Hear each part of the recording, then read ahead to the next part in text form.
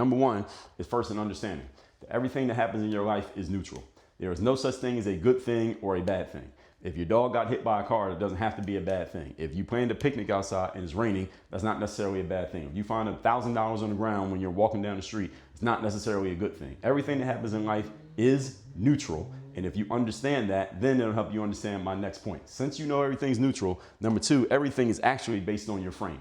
What is a frame? A frame is the place in which you put, the boxes in which you put everything that occurs in your life. Is this good or is this bad? Like I woke up in the middle of the night by the fire alarm at the hotel. Is that good or is it bad? All right, there was raining. It was raining outside and I had the top down on my car and now I'm soaked. Is that good or is it bad? The way that you choose to frame it determines whether you see this as a good story or as a bad story, as a positive thing to help you or a negative thing that didn't help you. When you set the frame, you are controlling the process. You want to see an example of someone setting the frame? Listen to a police interrogation. Listen to a lawyer litigating in court. Their job is to set a certain frame to get everybody in a certain mindset so that everybody's thinking the way that they want them to think. And that way they can basically dictate, manipulate, and control the entire situation. Here's what you need to understand. You don't need to be a police officer or a lawyer to do this. The way you frame your own mind dictates, manipulates, and controls the situation called your life. That's why the framing matters so much. Now, how exactly do you do this framing? That's a good question.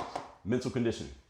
Mental conditioning works the same way that physical conditioning does, in that an athlete in the off season does a whole lot of physical conditioning so that when they get into the games during the season, what happens? When they have to run up and down the court or whatever sport they're doing, they don't get tired as quickly as someone who hasn't done the conditioning does. Same thing when it comes to your mindset. The more you mentally condition yourself for whatever may happen in life, the better you'll be able to deal with, guess what? Whatever may happen in life. But if you haven't done the conditioning, then you shouldn't expect to be able to run up and down a football field without getting tired. But if you've done the conditioning, then it's actually relatively easy compared to the average person. The mental conditioning is the work that you do when nothing is going on so that when something does go on, you're able to handle it instantly. This is the reason why people do mindfulness and meditation exercises. You need to have your own practice for mental conditioning.